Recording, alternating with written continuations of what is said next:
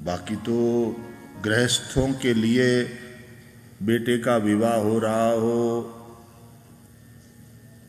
तो सन्यासी का मुख दर्शन अच्छा नहीं माना गया, वेश्या वारांगना का दर्शन शुभ माना गया।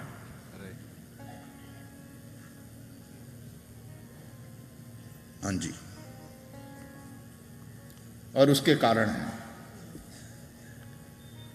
क्योंकि वो राग का प्रसंग है, और सन्यासी का राग से, वो तो विराग से संबंध रखता है, और विवाह तो राग का प्रसंग है। वहां तो कामदेव की स्तुति हो रही है। आपको पता होना चाहिए कि आपके विवाह में पंडित जी जो मंत्रों का उच्चारण करते हैं उनमें कई मंत्र कामदेव की स्तुति के मंत्र हैं। वहां सन्यासी का क्या काम? देखो, हमारा धर्म संगीत कला इत्यादि का विरोधी नहीं है। संगीत इत्यादि से दूर रहते हैं सन्यासी। वर्णाश्रम में सन्यासी का धर्म अलग है, लेकिन तो वारांगना का दर्शन शुभ माना गया।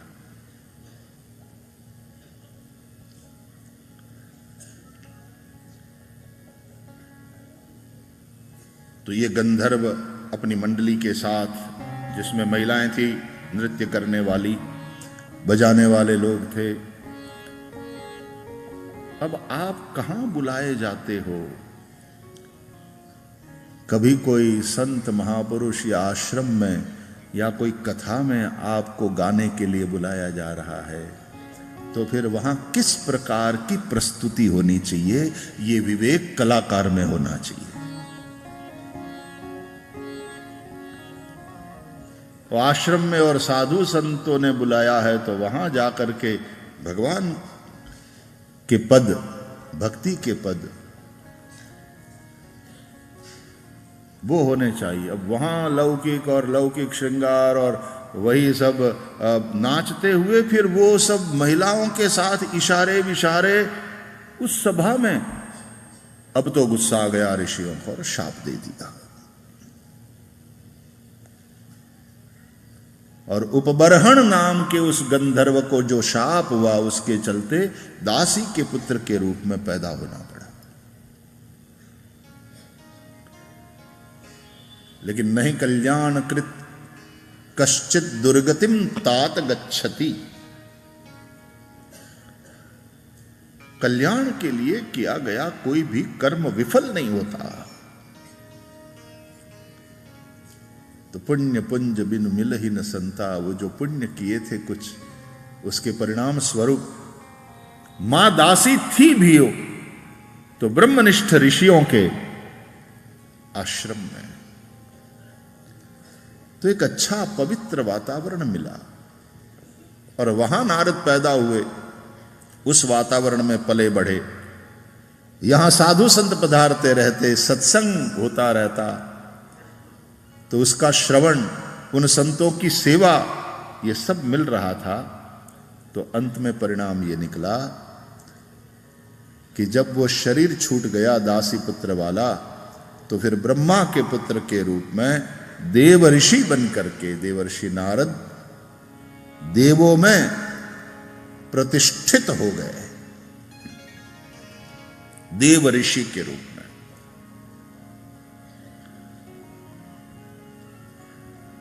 कहां तो उन देवता वो उनको बुलाया करते थे गंधर्व के कलाकार के रूप में,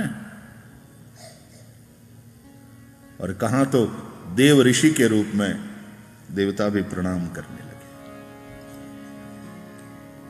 संगीत तो आज भी है, हाथ में वीणा है, करताल है, लेकिन अब ये सारा संगीत हरि भक्ति में समर्पित। नारायण नारायण भज मन नारायण, नारायण नारायण भज मन नारायण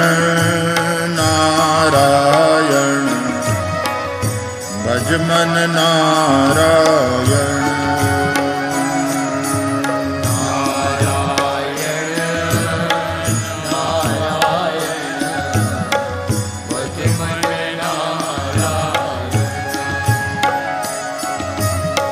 श्री हरि माधव नारायण भज मन नारायण।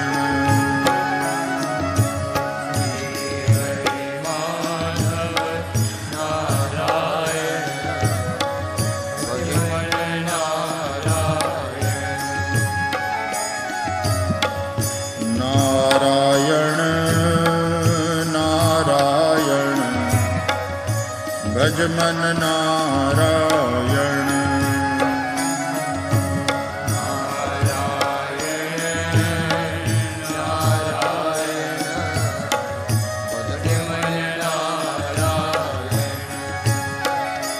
तो पूर्व के जो संस्कार है वो तो जाएंगे नहीं, वो गाना वो बजाना, लेकिन अब प्रभु के लिए और देव ऋषि के रूप में प्रतिष्ठित हुए। भजन के चलते, भजन के चलते, हरि भक्ति के चलते। तो व्यास जी देखो, मेरा जीवन तो इसी के चलते उत्कृष्ट हुआ। तो आप केवल नरक का भय दिखाओगे और स्वर्ग का लालच बताओगे, उससे बात नहीं बनेगी। भगवान की भक्ति जब हृदय में प्रकट होती है तो आदमी ऐसा कोई काम करता नहीं कि नरक मिले, और नरक से फिर डरता नहीं, और स्वर्ग की कोई लालसा उसके मन में नहीं रहती। अरे वो तो मुक्ति को भी तुच्छ समझता है, प्रेम से भर गया है।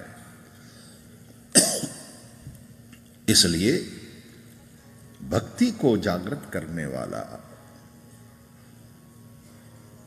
कोई शास्त्र लिखो। देखो, बीज के रूप में तो मेरे पास 4 श्लोक है, मेरे पिता से मिले हुए, आपको दे देता हूं।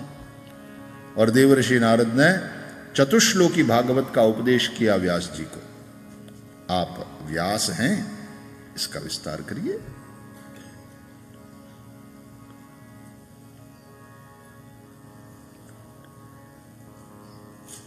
देवर्षि नारद की प्रेरणा से ही वेद व्यास ने भागवत की रचना करी। देवर्षि नारद की प्रेरणा से ही वाल्मीकि ने रामायण की रचना करी। रामायण और भागवत ये दोनों अत्यंत महत्वपूर्ण ग्रंथ है हमारे, और दोनों में प्रेरणा देवर्षि नारद की। नारद जी की कृपा से, प्रेरणा से ही रामायण भागवत जैसे ग्रंथ मिले। नारद जी के 2 प्रौढ़ शिष्य वाल्मीकि और वेद व्यास, और नारद जी के जो 2 बालक प्रसिद्ध शिष्य प्रहलाद और ध्रुव, दोनों को भगवान ने दर्शन दिया।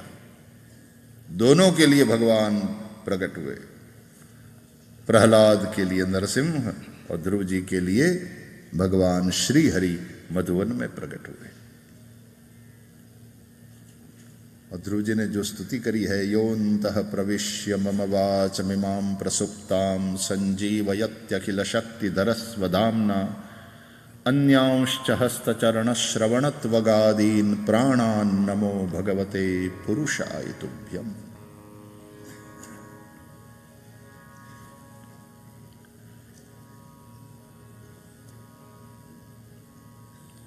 तो ये जो प्रश्न था शौनकादिकों का कि भागवत की रचना कहाँ हुई, कब हुई, किस प्रयोजन से हुई, किसकी प्रेरणा से हुई, स्थाने वा केन हेतुना कुतः संचोदितः कृष्णः कृतवान् संहितां मुनिः। तो देवर्षि नारद की प्रेरणा से व्यास जी ने बद्रिकाश्रम में सरस्वती के पश्चिम तट पर स्थित अपने शम्याप्रास आश्रम में आसन लगाया, आचमन प्राणायाम करके पर ब्रह्म का चिंतन किया और फिर भक्ति युक्त मन से उन्होंने अपनी अनुभूति को 4 श्लोकों का विस्तार करते हुए 18,000 श्लोकों में प्रकट किया। एडिटर के रूप में तो व्यास जी का जवाब नहीं। वेद के सभी मंत्रों को इकट्ठा करके और फिर 4 भाग में बांट करके, ये ऋग्वेद, ये यजुर्वेद, ये सामवेद, ये अथर्ववेद, और फिर उस वेद की परंपरा को चलाने के लिए भी सारी व्यवस्था करी। व्यास जी का पुरुषार्थ गजब का है।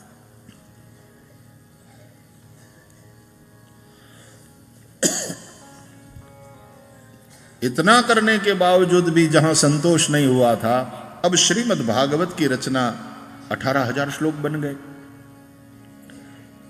अब इसको 335 अध्यायों में बांटे और 335 अध्यायों को श्री वल्लभाचार्य जी की दृष्टि से 332, क्योंकि वो ब्रह्मा जी के मोह वाले प्रकरण के जो 3 अध्याय है दशम स्कंद पूर्वार्ध में, उसको क्षेपक मानते हैं। तो इन अध्यायों को उन्होंने 12 स्कंधों में विभाजित किया और 12 स्कंद से युक्त यह भागवत महापुराण की रचना हुई। ये भगवान का ही साक्षात वांग्मय स्वरूप है, क्योंकि 12 वै पुरुषः कहा गया है। भगवान यह पुरुष 12 अंगों वाला है। अतः श्रीमद् भागवत के 12 स्कंद है। प्रथम स्कंद भगवान का दक्षिण चरण है, द्वितीय स्कंद भगवान का वाम चरण है, तृतीय स्कंद दक्षिण भुजा वाम चरण, चतुर्थ स्कंद वाम भुजा, 5वां और 6वां स्कंद दक्षिण और वाम उरु है, सप्तम स्कंद दक्षिण पाणितलम, अष्टम और 9वां स्कंद भगवान के 2 वक्षस्थल, 10वां स्कंद भगवान का हृदय, 11 स्कंद ललाट और 12वां स्कंद ऊंचा उठा हुआ श्री गिरिराजधारी प्रभु का वाम कर कमल है।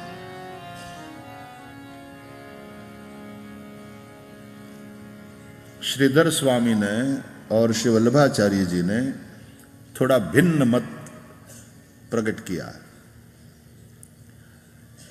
श्लोक में जिस क्रम में लिखा गया है भागवत में, अत्र सर्गो विसर्गश्च स्थानम पोषणमूतयः मनवंतरेशानुकथा निरोधो मुक्तिराश्रयः, श्री वल्लभाचार्य जी ने उसी शब्द क्रम के अनुसार वे गए हैं। इसलिए 10वां स्कंद निरोध, 11 मुक्ति और 12वां आश्रय। लेकिन श्रीधर स्वामी ने अर्थक क्रम को मुख्य मानते हुए, तो वहां थोड़ा दोनों आचार्यों के भाव में अंतर है।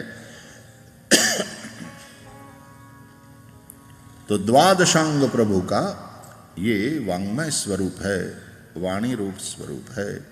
तेनेयम वांग्मयी मूर्ति ही प्रत्यक्षा वर्तते हरे।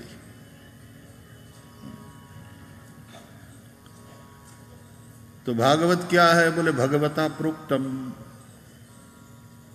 जो भगवान ने बताया, बोला, कहा। इसके आदि प्रवक्ता कौन है? भगवान स्वयं। कस्मय्येन विभासितो यमतुलो ज्ञान प्रदीप पुरा तद्रूपेण च फिर नारदाय मुने कृष्णाय तद्रूपिणम्। तो भगवान ने कहा, इसलिए भागवत। और भागवत तभी कहा जाएगा जब भगवान बोले। तो इसलिए इस श्लोक में कहा है, सबसे पहले आदि नारायण भगवान ने ब्रह्मा को सुनाया, फिर भगवान ने ही ब्रह्मा के रूप में नारद को सुनाया, फिर भगवान ने ही नारद के रूप में, यानी नारद भगवान ने व्यास जी को उपदेश किया, और फिर भगवान वेद व्यास ने विस्तार किया और शुकदेव को सुनाया, और शुकदेव भगवान ने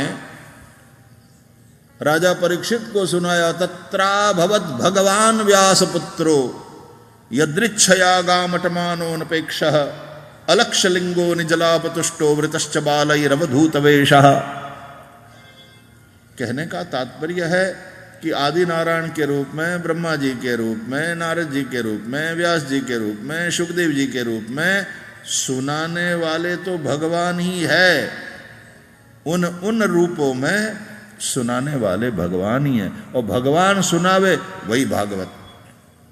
अच्छा, भगवान ने सुनाया, भगवान इसके वास्तविक वक्ता हैं, ठीक है।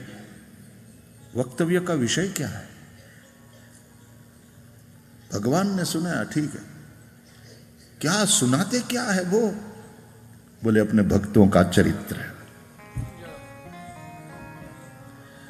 भक्तमाल की कथा हो रही होती है तो कहते हैं भक्तमाल की कथा में प्रधान श्रोता भगवान है, लेकिन भागवत की कथा हो रही हो तो भगवान प्रधान वक्ता है। कथा किनकी गा रहे हैं? अपने भक्तों की।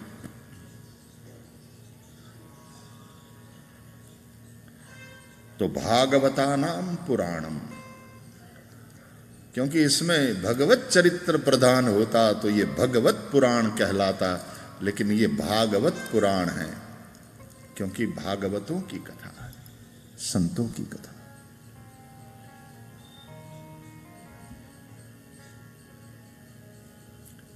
कहते हैं और व्रज में तो ये भाव है कि ये जो व्रज वसुंधरा है,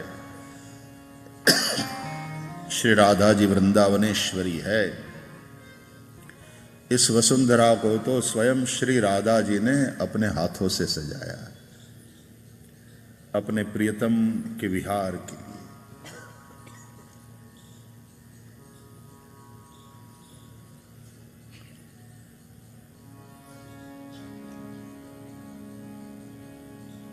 हम बहुत वर्ष पूर्व श्री गिरिराज की तरहटी में कथा सेवा कर रहे थे और उस वक्त पूज्य पंडित जी, पूज्य गया प्रसाद जी महाराज का श्री विग्रह था। वे जहां रहते थे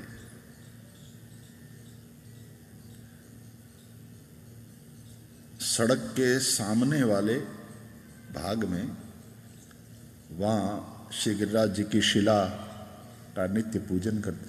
और पूज्य पंडित जी सात्विकता, सादगी, विद्वत्ता, दीनता और भक्ति का जैसे साकार स्वरूप,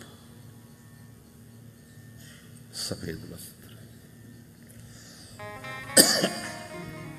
सुबह में वहां अपने हाथ से झाड़ू लगाते उस भूमि में।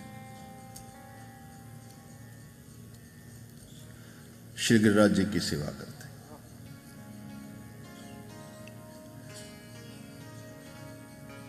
मैं प्रणाम करने गया,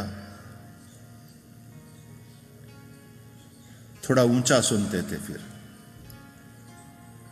ये हिंदी वाला शब्द प्रयोग मुझे अच्छा लगता है।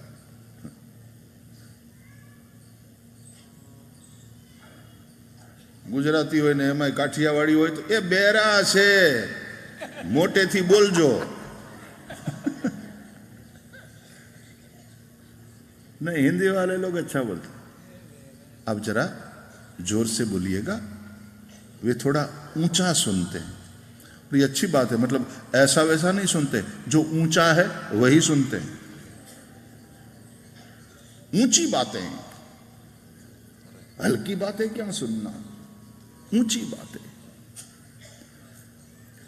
भगवत चर्चा हो तो बस वही सुनते हैं, शास्त्र चर्चा हो तो वही सुनते हैं, ऊंचा सुनते हैं।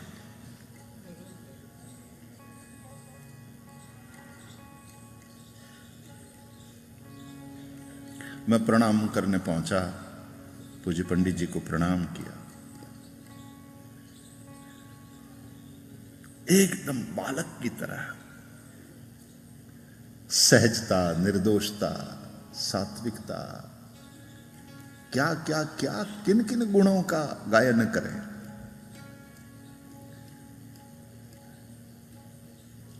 और फिर मुंह में वो दांत वगैरह इतने थे नहीं, तो इतना जैसे बच्चे नहीं बोलते, इतना मधुर। वो बोले मैं कथा सुनता हूं तुम्हारी, वो भोंपू लगा है ना यहां, तो यहां तक आवाज आती है, मैं सुनता हूं।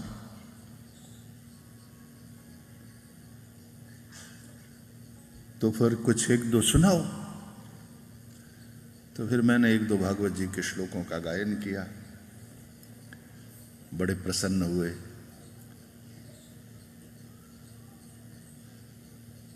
मैंने पुनः प्रणाम किया चलने से पहले, महाराज जी आशीर्वाद दीजिए। हैं? तो पास वाले सेवकों ने कहा, भाई जी आशीर्वाद मांग रहे हैं। महाराज जी क्या आशीर्वाद मांग रहे हैं भाई जी? हाँ। बोले आप कुछ बोलिए, आशीर्वाद दीजिए। बोलूं? आज भी वो पूज्य पंडित जी की आवाज गूंज रही है मेरे कान। बोलूं? बोलूं? श्री कृष्ण के चरणों में तुम्हारी रति बनी रहे।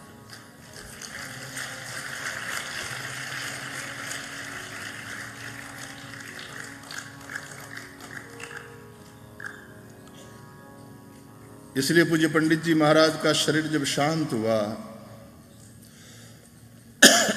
तो समाधि स्थल पर आज भी वहां गिरिराज की तरहटी में उस स्थान पर एक सूचना लिखी है। कभी आप गिरिराज जी की परिक्रमा में वहां गए होंगे, न गए हो तो जाओ तो वहां दर्शन करना। यहां पैसा रखना मना है। कुछ भेंट करना ही चाहते हो तो प्रभु प्रेम में दो आंसू बहा करके वो भेंट कर।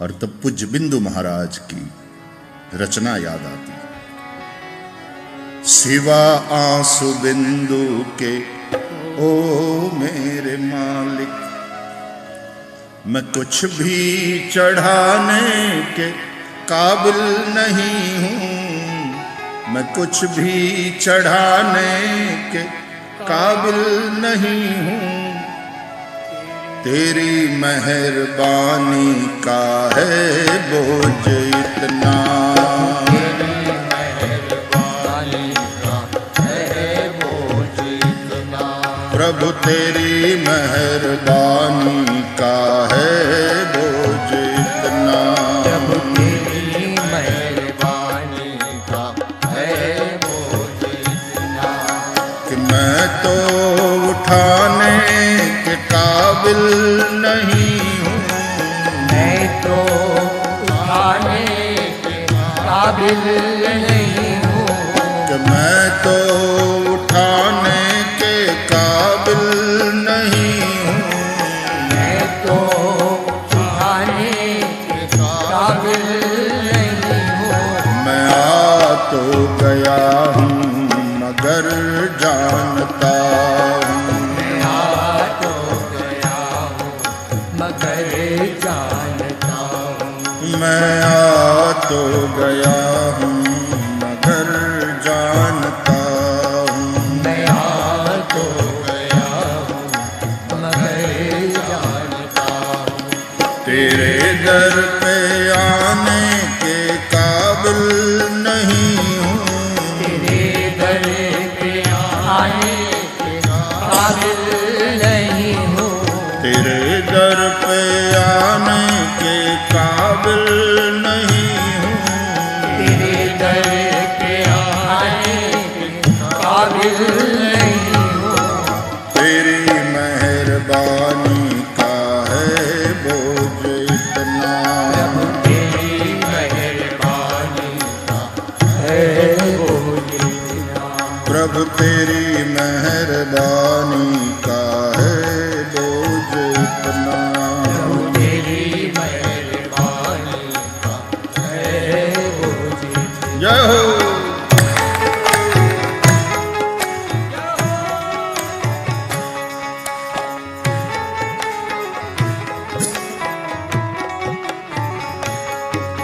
जमाने की चाहत ने हमको रुलाया, जमाने की चाहत ने हमको रुलाया।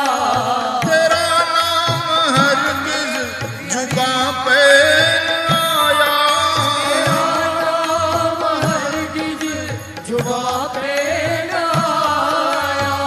वफादार तेरा गुनहगार हूँ मैं, वफादार तेरा गुनहगार हूँ मैं। तुम्हें मुँह दिखाने के काबिल नहीं हूँ, मैं मुँह दिखाने के काबिल नहीं हूँ। तेरी मेहरबानी का है बोझ इतना, तेरी मेहरबानी का है और इतना। ओहो।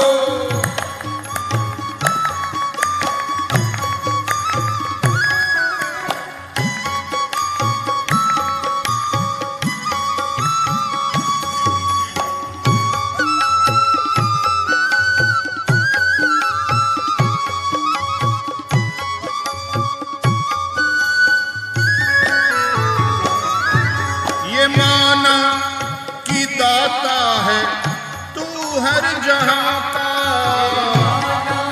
की दाता है तू हर जहाँ का। मगर जो लिया गए फैलाऊं तो कैसे, मगर जो भी आगे फैलाऊं तो कैसे। अब मांगने में संकोच हो रहा है। क्यों? वो तो दाता है हर जहां का, मांगोगे तो नहीं मिलेगा क्या? बोले नहीं, पक्का भरोसा है, दिया है, देते रहेंगे। लेकिन अब संकोच हो रहा है। क्यों? एक विचार से, जो पहले दिया है वही कम नहीं है, जो पहले दिया है वही कम नहीं।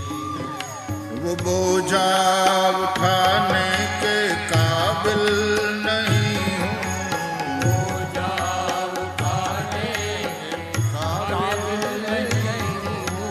तेरी मेहरबानी का है बोझ इतना, तेरी मेहरबानी का है बोझ इतना। ओहो।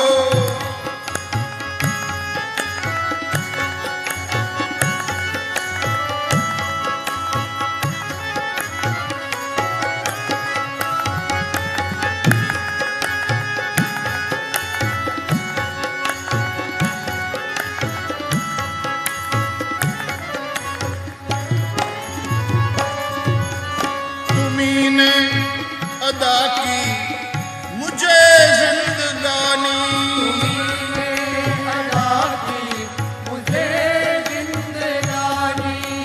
मगर तेरी महिमा नहीं मैंने जानी, मगर तेरी महिमा नहीं मैंने जानी।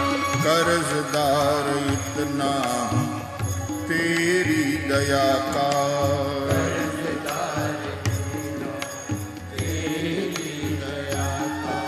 कि कर्जा चुकाने के काबिल नहीं हूँ, वो कर्जा चुकाने काबिल नहीं हूँ। तेरी मेहरबानी का है बोझ इतना, तेरी मेहरबानी का है बोझ इतना।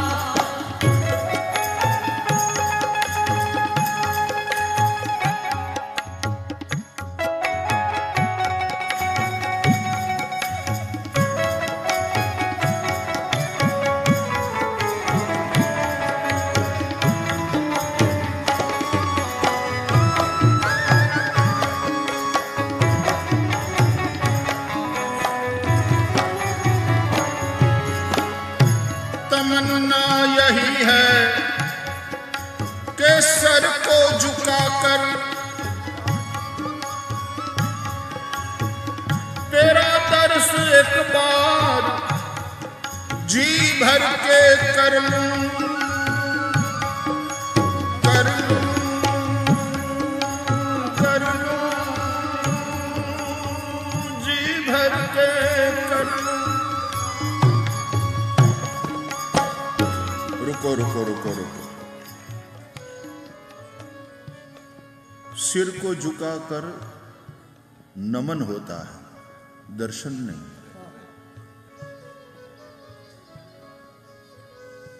कहा गया कि तमन्ना यही है कि सर को झुकाकर तेरा दर्श एक बार जी भर के कर लूं। यूं दर्शन थोड़ी होता है, यूं तो नमन होता है। दर्शन करना है तो हाथ जोड़ यूं खड़े रहो। यूं देख, आगे इतनी भीड़ है तो यूं उछल उछल करके अपनी ये पांव के पंजों पर, थोड़ी हाइट कम है तो लोग पांव के पंजों पर और किसी का कंधा पकड़ करके नूतन नूतन दर्शन करते हैं ठाकुर जी के, यूं उठ उठ करके।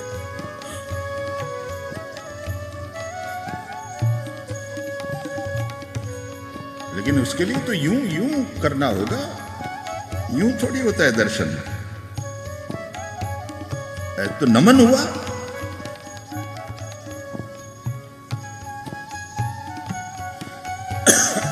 तो ऐसा क्यों लिखा?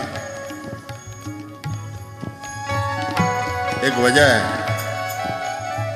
कि दिल के आईने में है तस्वीर यार,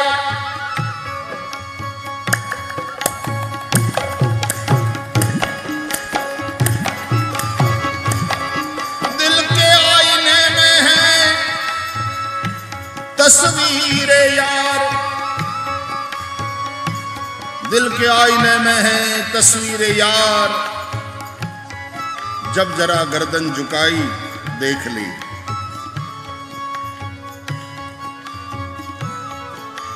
तमन्ना यही है कि सर को झुकाकर, तमन्ना यही है कि सिर को झुकाकर तेरा दर्श एक बार जी भर के कर लूं। तेरा दर्श एक बार जी भर के कर लूं। सिवा आंसू बिंदु के ओ मेरे मालिक, आंसू बिंदु के ओ मेरे मालिक, सिवा आंसू बिंदु के ओ मेरे मालिक। आंसू बिंदु के ओ मेरे मालिक। मैं कुछ भी चढ़ाने के काबिल नहीं, मेरे पास जो भी है वो तो तेरा ही दिया हुआ।